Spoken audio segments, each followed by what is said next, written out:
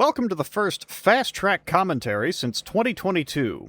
I had to say my piece about this one, so here we go. On July 14th, 2026, the Baltimore Ohio Railroad Museum announced it was rebranding to the National Museum of Railroad History and Innovation, or if you look at the museum's own history page, the National Museum of Railroad History and Innovation History. Redundant much? Granted, they may have fixed that by the time you see this video, but this is how it launched. They made the announcement and launched a new website that was quite broken on Firefox. The blowback from railroad fans was immediate, with the museum locking down its comment sections fast. The front page of the website suggests this is setting something up for the revamp of the storage portion of the car shop, which has been off-limits to the public for decades due to structural problems in the floor. Innovation Hall, they call it.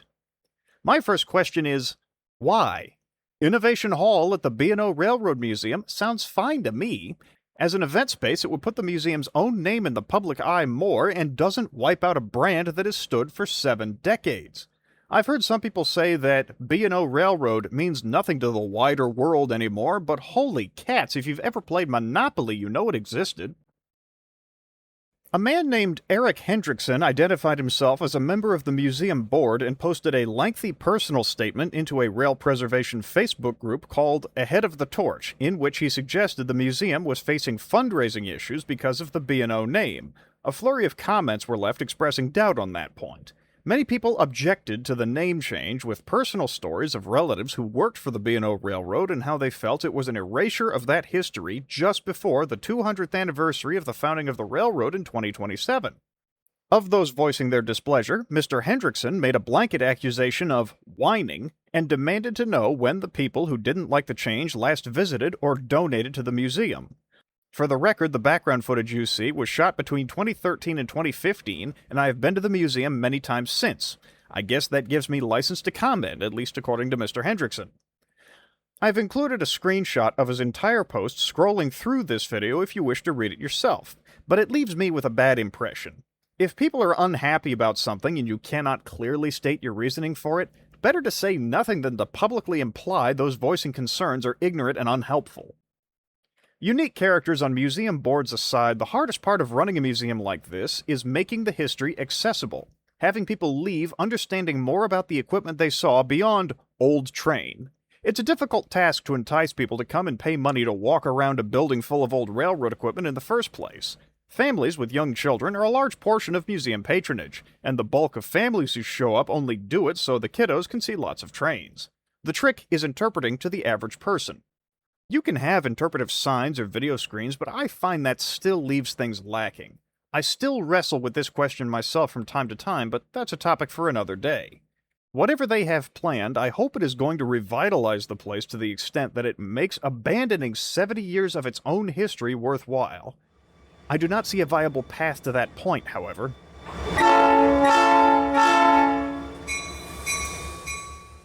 The thing of it is, we already have the National Railroad Museum in Green Bay, Wisconsin, and the National Transportation Museum in Kirkwood, Missouri. They get confused all the time. Not to mention the National Railroaders Hall of Fame, not to be confused with Railroaders Hall, a display at the Railroad Museum of Pennsylvania. Now we want to throw another national museum in on top of that? This is just asking for confusion. My impression of the new name is that it sounds like a back-alley field trip trap. The kind of weird place they took you once in 3rd grade and all you remember is a hand-cranked conveyor belt with a crate on it. If you had to get away from the B&O name, there were, and still are, a million different directions you could go. I'll toss one into the running, and I'm 100% serious about this. If the museum wants to pick this name up, I will give it to them free and clear. The First Railroad Museum. After all, the B&O was the first commercial railroad, and if you consider the museum was founded by the B&O as its second attempt in memorializing its history after the remains of the Fair of the Iron Horse was destroyed, you could say this museum is an extension of that, and thus the first museum as well. Hence, the First Railroad Museum. Sure, if they had led with that as a name change, there would still be rail fans unhappy with it, but it would be a much better fit. Some of you may be thinking, oh, he's just another butthurt foamer at this point. But let me explain something from my perspective. National Museum of Railroad History and Innovation History is about as bland sounding as a McDouble. It's the kind of thing that I see on an online map and immediately write it off as a waste of time. A name like that says to me, there's nothing worth spending a day here.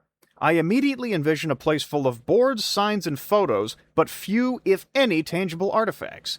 That is a disgrace because the B&O Museum is full of some of the most unique pieces of railroad rolling stock found in any collection, anywhere in the United States. This name plasters over that like a cheap landlord paints over a light switch cover.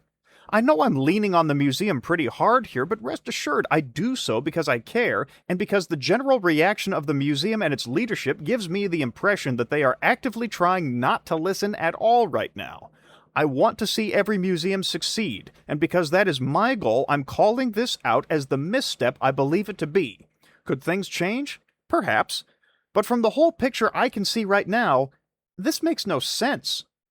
I did take a look at some of the articles that outline other plans the museum has as part of the rebrand and overhaul of the car shop. Some of the plans include displaying modern advances in the railroad world and making their archive more accessible. However, all of that has been so thoroughly swamped by the outcry over the name change that it has completely disappeared from the public discourse. That, more than anything, is the big problem facing the museum right now in my eyes. All the advancements in the world become moot if the only thing people are talking about is the name. The discussion right now is not, that sounds great, how can we support it? The discussion is about how people feel the new name erases their grandparents' legacy, or how it reminds others of the Cracker Barrel rebrand debacle. As Mr. Hendrickson said, the museum is in the middle of a $38 million expansion, but the message surrounding that is dead in the water right now. I think it would not be a stretch to say that currently more people know about the dust-up surrounding the name change than any future plans of the museum. I cannot recommend strongly enough that the museum leadership get out in front of this before the paint dries. That's my commentary on the Fast Track.